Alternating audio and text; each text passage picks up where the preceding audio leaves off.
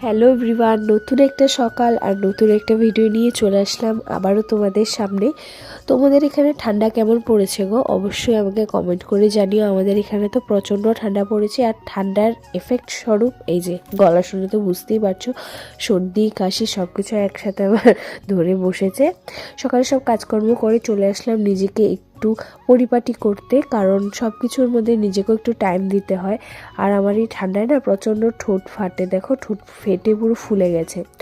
আর যেহেতু ঠান্ডা, তাই একটু রোদটা বেশি থাকা হয় রোদে, তার জন্য সানস্ক্রিনটা মেখে নিলাম। আমার কাছে যখন টাইম থাকে না, তখন আমি সানস্ক্রিন সিরাম সব কিছু একসাথে মিক্স করে লাগিয়ে নিই, স্কিন কেয়ারটাও হয়ে যায়, টাইমটাও বেঁচে যায়। আর আজকে আমার পুচকুসোনা একটু লেট করেই উঠেছে, দেখো এখনও ঘুমোচ্ছে।